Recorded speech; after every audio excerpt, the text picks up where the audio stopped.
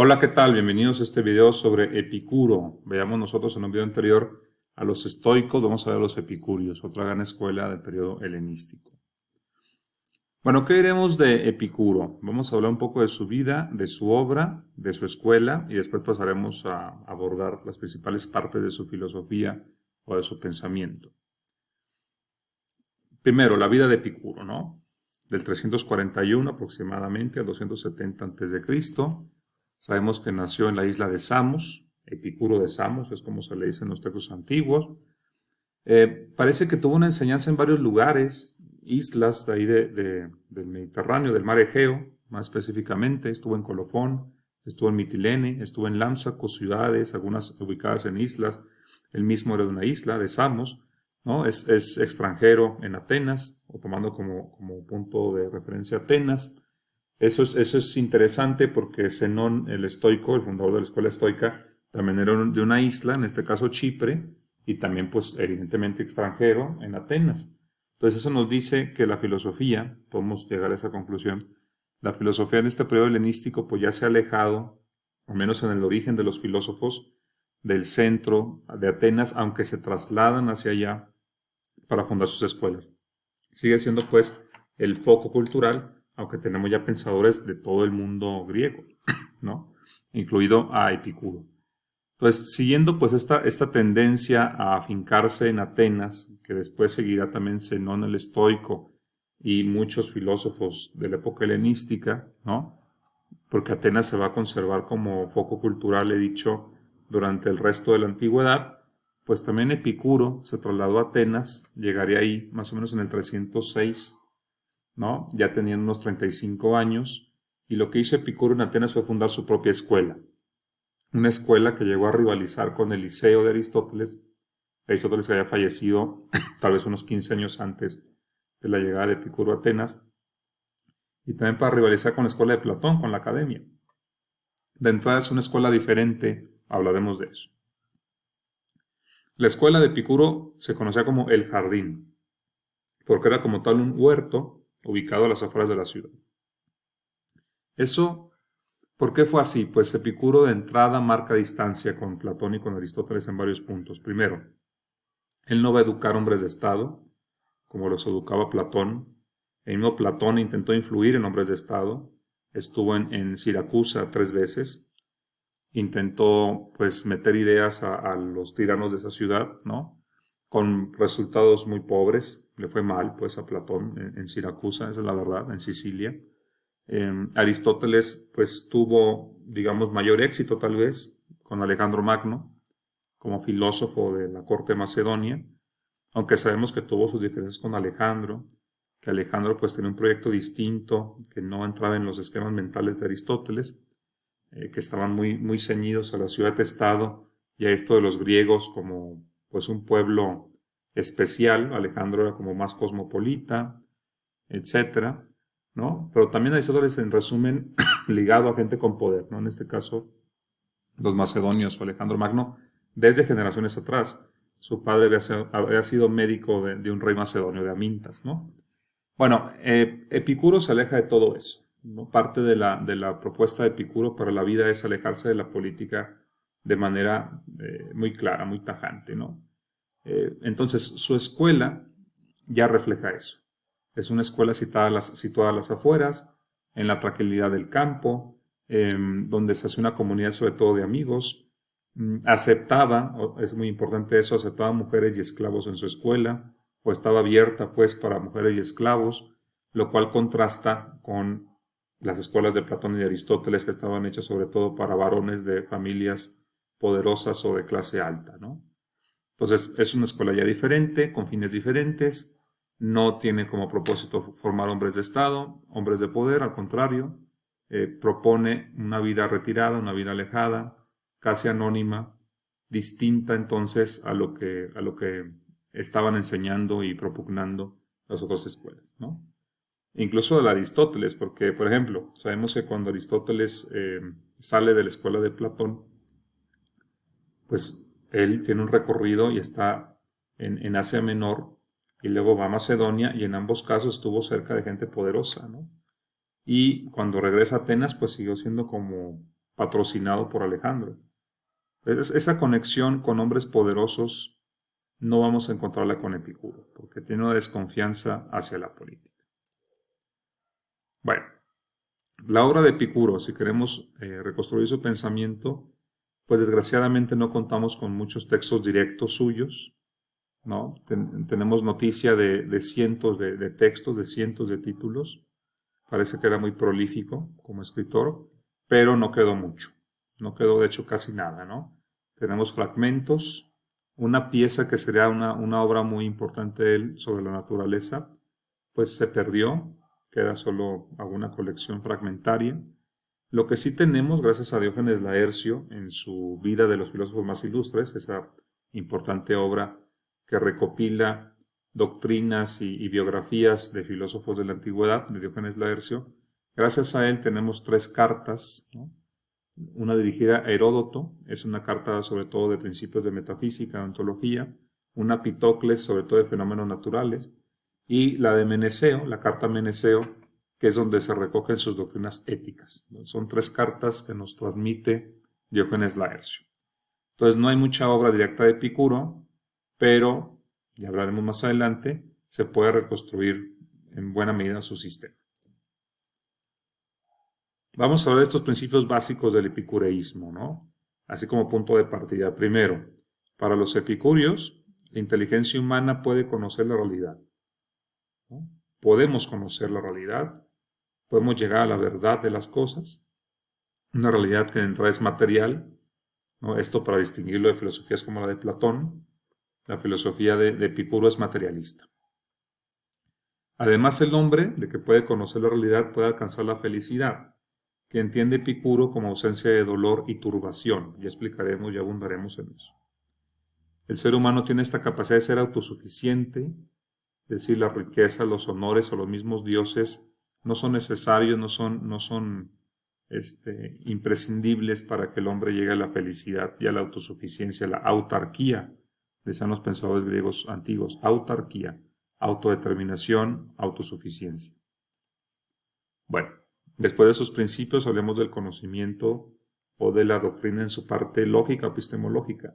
En la antigüedad, Genócrates, un filósofo platónico, heredero ahí de Platón en la academia, junto con Espeusipo, ¿no?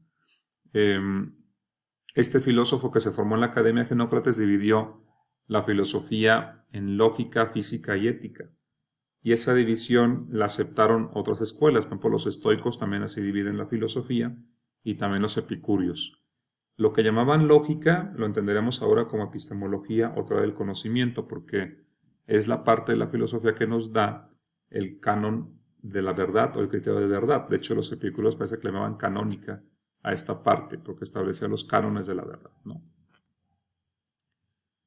En resumen, ¿cuál es la epistemología de Epicuro? Es empirista, incluso sensualista, ¿no? Para él, la sensación, que es el encuentro entre los átomos que fluyen de los objetos y nuestros órganos de los sentidos, esa sensación es objetiva y es verdadera, ¿no? Tiene que ver con el objeto porque al final de cuentas lo que nos llega de ellos es como una reproducción, ¿no? Que le llamaba simulacro, un simulacro de los objetos que es material y está formado por átomos, como una película de átomos. Llega a los sentidos, entonces eso que está en la mente pues es objetivo porque es resultado de una imagen fiel, ¿no? Atómica incluso, hablándolo así, de los objetos. Entonces nuestra sensación refleja lo que realmente es por este flujo de átomos llamados simulacros, que como digo acá, entran en contacto con los sentidos y producen las sensaciones, ¿no? Entonces para él, como sensualista y empirista, pues la sensación es objetiva y verdadera. Y es el primer canon de la verdad, la sensación. Eso. Si queremos decir qué es la verdad o qué es lo verdadero, aquello que nos comunica las sensaciones, ¿no? Porque son objetivas, ¿no? No hay posibilidad de engaño. Son verdaderas y objetivas las sensaciones. Otro criterio de verdad es la prolepsis, ¿no? ¿Qué es la prolepsis? Que también es un concepto que vemos en los estoicos. La prolepsis es esta capacidad de anticiparse, ¿no? a las nuevas sensaciones por una cuestión de memoria. Recibimos sensaciones continuas, repetidas, ¿no? De manera que podemos formar en la memoria una imagen casi como conceptual, una generalización por recuerdo, por repetición de sensaciones, y eso nos permite hacer una prolepsis, como digo yo, una proyección, una anticipación de nuevas sensaciones, ¿no? Es como lo general que tenemos ahí, formado por acumulación de sensaciones repetidas. Prolepsis significa eso, anticipación en griego. Un tercer criterio, tengo un poco de tos, pero bueno, y también la garganta parece un poco no muy clara, pero bueno, ahí disculpen, ¿no? Los sentimientos de dolor y placer son un tercer criterio. ¿A qué se refiere Epicuro? Pues dice él que también lo placentero y lo doloroso tendrán que ver con lo verdadero y con lo falso, aunque esa explicación no es muy clara. Lo que sí es más claro es que tienen que ver con lo bueno y con lo malo, ¿no? La ética de Epicuro parte de cosas muy sencillas.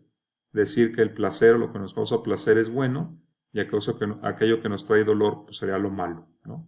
Entonces eso lo podemos saber, ¿no? Gracias a nuestro sentimiento, nuestra capacidad de sentir placer y de sentir dolor. Entonces aquí tenemos como tres facultades para Epicuro. La facultad sensitiva, que nos permite tener sensaciones, o sea, que los objetos impacten nuestros sentidos, es una capacidad del conocimiento humano. Otra, nuestra capacidad de la prolepsis, de formar conceptos generales o imágenes mentales por generalización, que permiten anticipar nuevas sensaciones. Es como si, como les digo, la memoria guardara después una imagen que puede corresponder a muchas sensaciones, ¿no? Como tipos de sensaciones, como si vemos muchas veces un gato, ¿no? Diferentes gatos, pues podemos formar como una imagen general del gato, ¿no? Entonces podemos anticipar después una sensación, de manera que vemos un gato y ya tenemos como una anticipación, una forma previa a la sensación del gato real, ¿no? Pues esa es la prolepsis de Epicuro. Y los sentimientos de dolor y placer, pues son otra facultad que nos permite distinguir lo bueno y lo malo. Pero ya llegaremos a eso. Vamos a hablar de su física, que ya sabemos que física en la filosofía antigua realmente es pues, metafísica o ontología, porque lo que le llaman física, que es como la reflexión sobre la naturaleza, siempre comienza con los postulados básicos de la estructura de la realidad. Y eso es lo que justamente estudia la ontología y la metafísica, ¿no? Lo que es realmente la estructura de lo real, qué es lo que existe, esas son las preguntas ontológicas y metafísicas. Entonces, cuando dicen física, ellos realmente es lo que ahora llamamos metafísica y ontología. La estructura, el fundamento de lo real, ¿no? Bueno. ¿Cuáles son algunos principios básicos de su ontología? Primero, es una ontología materialista, ya adelantamos un poco ese tema.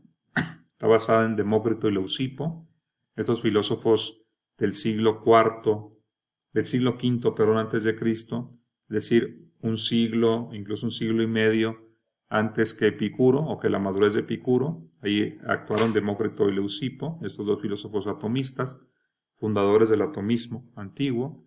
Entonces, él asume una ontología materialista y atomista, ¿no?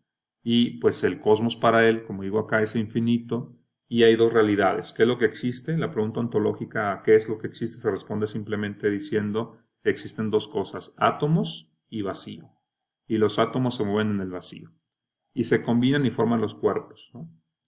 Los compuestos, ¿no? Entonces, ¿qué es lo que existe? Los átomos y el vacío, y los compuestos de átomos, ¿no?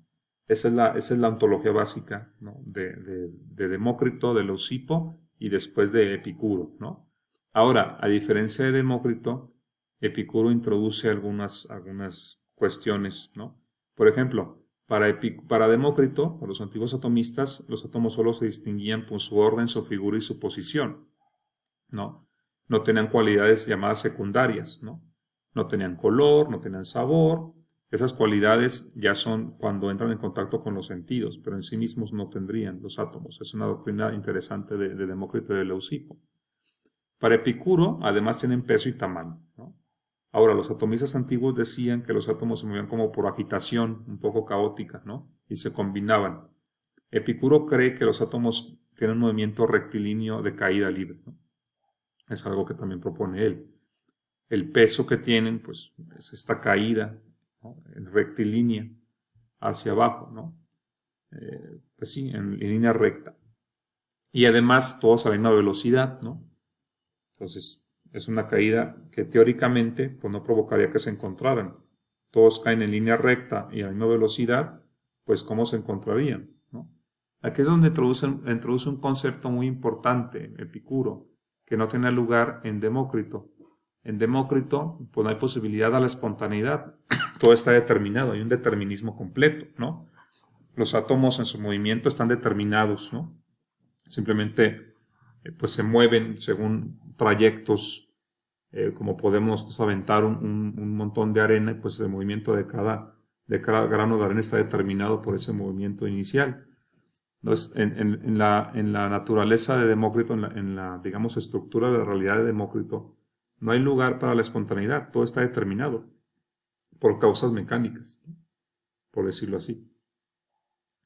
En cambio, Epicuro, como quiere fundamentar una ética, porque hay que decirlo también, parecido a los estoicos, también los epicúreos tienen como finalidad última una ética. Toda la metafísica y toda la epistemología solo tiene sentido para ellos si fundamenta una ética. La filosofía es sobre todo ética en las escuelas helenísticas en general. Eso incluye estoicos y epicúreos y cínicos, por ejemplo, ¿no? Entonces, para Epicuro, hablar de determinismo, como en el sistema de Demócrito, pues no le es útil porque no deja lugar a la libertad, a la espontaneidad. Y sin libertad es difícil, ¿no? Fundar una ética, ¿no? Los estoicos lo intentaron hacer, hay que decirlo, ¿no? Los estoicos pues reconocen un eterno retorno y un destino y un determinismo. No hay lugar para la libertad en el sistema cosmológico estoico. Pero Epicuro como que quiere rescatar la libertad. Entonces, para poder hacerlo, introduce un concepto innovador que es el declinamen, la desviación espontánea de los átomos en su caída. Es difícil de captar eso, ¿no? Pero es como que quisiera darle fundamento metafísico a la espontaneidad en el universo, ¿no? Diciendo, si todo es átomo y vacío, y los átomos tienen un movimiento de caída libre, para empezar no se podrán encontrar si no se desvían al menos un poco de su caída libre, ¿no? Pues eso del clinamen o la desviación espontánea del átomo, la desviación impredecible, introduce el tema de la indeterminación o de la incertidumbre, si le queremos llamar así, que permite que los átomos se puedan encontrar unos con otros y combinarse para formar las cosas.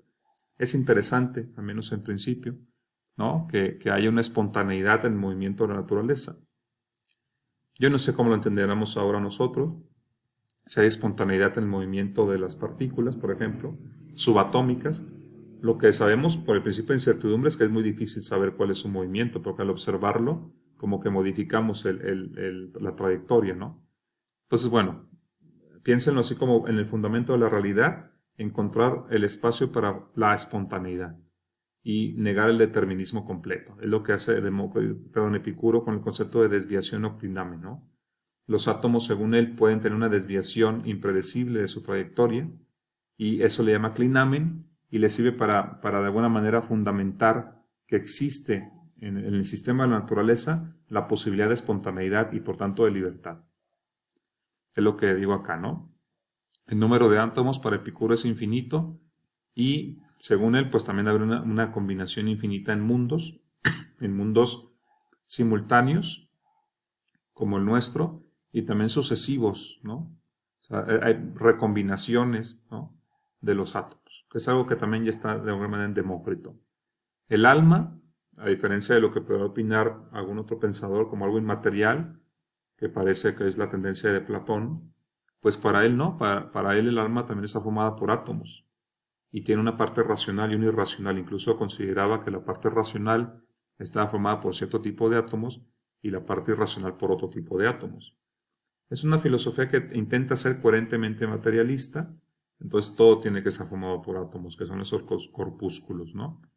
Bueno, incluso, al menos en lo que nos comunica Lucrecio, por ejemplo, que es, ya hablaremos de él como un gran poeta epicúreo, posterior de lengua latina, pues parece que en el sistema de Epicuro había lugar para los dioses.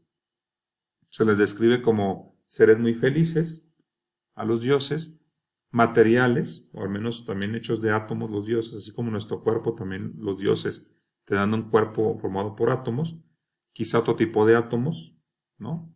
Estoy, digamos, hablando un poco como Lucrecio, que hay que tomar en cuenta que es un poeta, pero bueno, Entonces, estos dioses felices, lo que sí, y quizá lo más importante, es que no se ocupan del mundo de los humanos, ¿no? No es una, si acaso Epicuro creyó en los dioses, no creía en la providencia, es decir, en el gobierno divino del mundo. Tampoco creía que los dioses estuvieran fijando en lo que hacemos o no hacemos, que nos castigaran o nos premiaran según nuestra conducta y que nos observaran todo el tiempo. No, los dioses de Epicuro en todo caso serían unos dioses que son felices, pero que no se ocupan ni del mundo ni de los seres humanos. Bien, eso del clinamen, yo quisiera ampliar un poco eso del clinamen. ¿Qué es el clinamen? Esta desviación o espontaneidad de los átomos, como decía yo, hay que tomar en cuenta que es un recurso para muchos forzado, y los analistas dicen, bueno, ¿qué sentido tiene esto? Pues es como para desde la ontología o desde la metafísica o desde la cosmología, desde la estructura básica de la realidad de los átomos, dar lugar a la espontaneidad, a la imprevisibilidad, ¿no? A la indeterminación, a que cada cosa pueda iniciar nuevas cadenas causales, incluyendo nosotros los humanos. Entonces parece que él necesitó introducir esto de la espontaneidad desde el nivel atómico. Ahora, ver la conexión de eso con la libertad humana no es tan sencillo, ¿no? Ha habido análisis importantes. Uno muy famoso es la tesis doctoral de Carlos Marx. La tesis doctoral de Carlos Marx justamente es una comparación entre la filosofía de Demócrito y la de Epicuro, así se titula esa obra, juvenil de Carlos Marx, e incluía un análisis sobre la libertad, ¿no? Pero bueno, solo eso para nuestros fines, ¿no? Es introducir la espontaneidad en el mundo en contra del determinismo completo. Bueno, pasemos a la ética de Epicuro, que es lo más importante para él mismo, ¿no? De la filosofía, la ética. Recuerden que estamos en esta etapa ética de la filosofía griega, que es el periodo helenístico. Para empezar, la pregunta de la ética es, bueno, ¿cómo debemos vivir? ¿Y cuál es la finalidad del ser humano? Y vamos a contestar la felicidad. Pero hay diferentes maneras de entender la felicidad. Para los epicúreos la felicidad es placer, simple y llanamente, ¿no? Si en la física y metafísica eran herederos de Demócrito, aquí son hedonistas y quizá con influencia de Aristipo y los cirenaicos. Aristipo, este discípulo de Sócrates, ¿no? Que llegó a tener una escuela hedonista, pero que entendía Aristipo el placer como algo más físico, ¿no? En cambio, Epicuro pues va a ir por otra solución. Para los cirenaicos, el placer es un movimiento leve, un movimiento ligero, en cambio el dolor es un movimiento brusco, y los cirenaicos negaban que la ausencia de dolor significara placer. Es justamente lo que sostiene Epicuro, ¿no? Que el placer es ausencia de dolor. Tiene una idea entonces negativa del placer, es decir, el placer es negación del dolor, ¿no? O requiere o consiste o se define como ausencia o eliminación del dolor. Es el placer para Epicuro. Es una diferencia con los cirenaicos, que tienen una idea del placer como algo positivo, es decir, no por contraste con negación del dolor, sino como algo en sí mismo, y sobre todo pensaban en lo físico al parecer. Bueno, entonces no es la idea del placer de los cirenaicos. Quizá el esquema básico de que la felicidad es el placer la podría aceptar, pero el placer es otra cosa diferente para Epicuro. Para él es simplemente la ausencia de dolor, tanto físico como psicológico mental. Entonces la ética se convierte, si lo ven, en su parte, digamos, normativa, en una guía para evitar el dolor físico y psicológico sobre todo, porque también hay que decirlo, de esos placeres y dolores, para Epicuro los más importantes son los placeres y dolores mentales o psicológicos, no los físicos. Entonces, esto se traduce en cómo le hacemos para evitar al máximo el dolor y sobre todo el dolor psicológico, aunque también el físico, ¿no? Aunque vamos a ver que el dolor físico se puede controlar teniendo un orden psicológico sobre el dolor físico, ¿no? Una comprensión correcta, un conocimiento sobre el dolor físico nos permite evitar que el dolor físico se nos convierta en una carga psicológica, por decirlo de alguna manera, ¿no? Para Epicuro, la filosofía es una terapia, es una medicina, un fármaco para el alma, ¿no? Que le permite evitar el dolor, evitar el sufrimiento físico y psicológico. Entonces, esta terapia de Epicuro, pues es eso, es una serie de consejos le llama incluso fármaco, un cuádruple fármaco que ya veremos, 4 fármacos a la vez, que impiden o que nos permiten controlar el dolor, ¿no? Y llegar a la felicidad. Esa felicidad depende de una ataraxia, una imperturbabilidad, una serenidad frente al dolor, ¿no? Si logramos eliminar el dolor, las fuentes del dolor, en todos sus aspectos, gracias a esta medicina que es la filosofía, pues podemos tener esta imperturbabilidad y la llamada aponía también. La ausencia de dolor físico, la ausencia de dolor psicológico nos llevan a la imperturbabilidad, ¿no? E incluso podemos tener dolor físico, pero ser imperturbables ante él, gracias a su correcta comprensión, entonces tendríamos la ataraxia. Pero sobre todo es el placer derivado de evitarnos dolores. Bueno, ¿cuáles son los placeres para Epicuro? Si se fijan en esta definición de placer como ausencia de dolor, pues todo tiene que ver con qué tipo de dolor, al menos en el principio, ¿no? Dice Epicuro, bueno, ¿cuáles son los placeres naturales y necesarios? Pues aquellos ligados a la conservación de la vida y la salud, ¿no? Son para él los verdaderamente provechosos estos placeres y son los que nos evitan dolores del cuerpo, por ejemplo. Comer nos evita el dolor del hambre o el sufrimiento del hambre, beber el de la sed y reposar el de la fatiga, que son dolores como tal y que nos pueden traer pues malestar incluso también psicológico. Si logramos nosotros evitar esos dolores, pues estamos teniendo un placer natural y necesario, ¿no? Recuerden, para Epicuro, el placer es la ausencia de dolor. Entonces, cuando tenemos hambre, tenemos un sufrimiento y lo evitamos comiendo, simplemente, ¿no? Igual, bebiendo evitamos la sed y reposando la fatiga. Entonces, eliminamos fuentes del dolor y tenemos placeres muy básicos, pero son los naturales y necesarios. Llama él también que hay placeres naturales, pero no necesarios. Por ejemplo, pues todas estas desviaciones, ¿no? De hecho, los define así. Los placeres naturales pero no necesarios son desviaciones de los placeres naturales y necesarios, ¿no? Aquí tengo esta información extra. Los placeres naturales y necesarios hay que satisfacerlos siempre porque tienen como un límite, decía Epicuro. Una vez que desaparece el hambre, el aceto, el cansancio, ya es suficiente y ya más allá de eso el placer no aumenta. Entonces, simplemente con estar saciados de nuestra hambre o nuestra sed o haber descansado, pero ya tuvimos nuestro placer y tiene un límite ese placer, ¿no? En cambio acá, en los naturales pero no necesarios, el problema es que pueden salirse de control. Es cuando no solo comemos, sino que nos damos un banquete, ¿no? O no solo bebemos, sino que recurrimos a bebidas muy refinadas. O no solo descansamos, sino que descansamos de más, ¿no? Entonces aquí, como dice bien, pues parece no tener un límite o no por sí mismos, ¿no? Se puede caer en excesos y puede haber problemas y dolor. Entonces dice él, hay que satisfacerlos de vez en cuando nada más, si acaso, ¿no? De manera muy restringida, muy controlada, este tipo de placeres. Y todavía reconoce Epicuro un tercer tipo de placeres que son los que hay que evitar completamente, que son los no naturales y no necesarios. Placeres completamente vanos, que ni contribuyen a la salud ni a la vida y que solo tiene que ver, por ejemplo, con la riqueza, con el poder o con los honores. Si se fijan, son placeres que tienen que ver más con la vida pública, ¿no? Y es justamente lo que Epicuro considera pues que hay que evitar, esos honores, riquezas o poder que se busca en la vida pública. Para él, este tipo de placeres no eliminan ningún tipo de dolor, ¿no?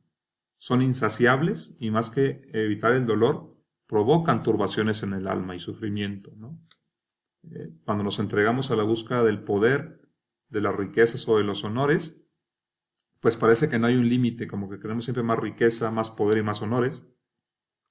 Y mientras nos enfrascamos más en esa búsqueda, parece que nuestro alma, en lugar de llegar a un punto de tranquilidad o de serenidad, parece que se descontrola y se dispersa cada vez más. Entonces Epicuro llamaba a evitarlos por cualquier motivo, ¿no? Entonces, ¿cómo evitar el dolor, ¿no? Ya con todo esto que hemos hablado. Pues el dolor parece ser en algún sentido, en el físico, por ejemplo, algo que está en la naturaleza humana, ¿no? El Epicuro parece que enfermó gravemente al final de su vida, sin embargo pudo mantener un buen semblante a pesar del dolor que sentía, ¿no? porque es lo que decimos, ¿no? Aunque se presente el dolor físico, si tenemos claridad sobre el dolor, podemos evitar que eso nos agobie, ¿no? Que nos angustie, que nos consuma ese dolor, ¿no? Él decía, bueno, primero sé consciente de que si es un dolor leve lo puedes soportar, ¿no? Y muchas veces un dolor leve te puede evitar dolores mayores. Por ejemplo, que te saquen una muela, una operación, una cirugía, pues eso puede provocarte un dolor, pero es un dolor que te va a evitar mayores dolores, ¿no? Eso por un lado. Pues ten conciencia de eso. Si es un dolor leve, pues es soportable y muchas veces es un dolor que es necesario para evitar un dolor mayor. Dice él, si es un dolor agudo, él decía, ten en cuenta que el dolor agudo pues siempre es pasajero y pasa rápidamente, no te agobies, ¿no? El dolor agudo pasa, decía Epicuro. Y si es muy agudo y se prolonga, pues de manera un tanto, pues estoica, podríamos decir incluso, pues conducirá a la muerte ese dolor.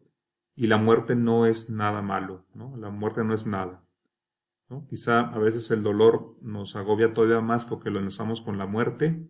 Dice Epicuro, pues tú a la muerte no le debes de temer, ¿no? Entonces, se fijan, es como una reflexión sobre el dolor, ¿no? Pues nos puede parecer, yo digo, hasta estoica, ¿no? Aceptar el dolor de alguna manera, ¿no? Y pues sí, hay que evitar que el dolor nos consuma, dice Epicuro, ¿no? En todo caso, esos dolores muy agudos y prolongados, si llevan a la muerte, pues ten claro que la muerte no es algo terrible, sino que es simplemente la desagregación de los átomos que componen tu alma y tu cuerpo. Y cuando está la muerte, pues tú ya no estás, ¿no? Ya te has desvanecido. Y después de la muerte, pues tú no eres nada, ¿no? Él es muy claro en eso. No hay una existencia después de la muerte, para que no temas el destino después de la muerte, ¿no? Bueno, una cosa que hay que evitar siempre, más allá del dolor físico, hay que evitar también el dolor psicológico. Y dice él, la vida política, la vida pública, es fuente del dolor psicológico, ¿no? Del sufrimiento, ¿no? Porque como ya veíamos, todo lo que se busca en la vida pública, en la política, por ejemplo, pues es poder, es riqueza, es honor. Y eso, el tener eso son placeres, pero son placeres no naturales y no necesarios, ¿no? Y acarrean más problemas que nada, ¿no?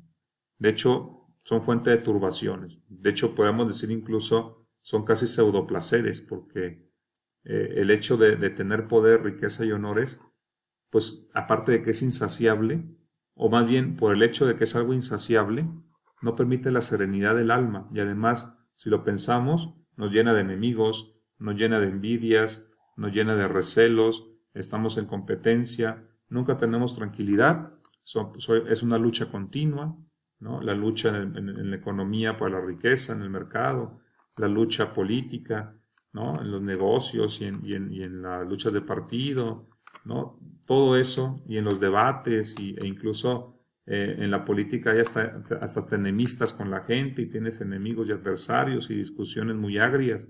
Dice, pues todo eso, si tú eres consciente de que lo que tienes que hacer es buscar la felicidad, o puedes tú, si lo decides, ser feliz, y la felicidad consiste en que tu alma esté tranquila, pues te evitarás y te alejarás de todo esto, ¿no? Si buscas tú la serenidad y la imperturbabilidad, y eso para los epicúreos como para los estoicos, de hecho, es la felicidad, pues qué sentido tiene que te enfrasques tú en las luchas de la política. La política te va a distraer, te va a disipar, te va a sumergir en un bullicio, en un griterío, ¿no? En unos vaivenes. Tu vida puede llegar a peligrar, te enemistas con la gente, vas a temer de los que te rodean, vas a tener que estar calculando qué hacer en todo momento. Entonces, todo eso no te ayuda, no abona para que tú consigas la felicidad, ¿no? Epicuro recomendaba tal cual, más bien pasar desapercibido, una vida retirada y anónima es lo que propugnaba Epicuro.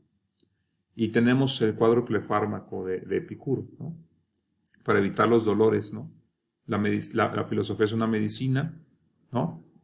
Y la filosofía, como digo yo, pues nos da este cuádruple fármaco, ¿no?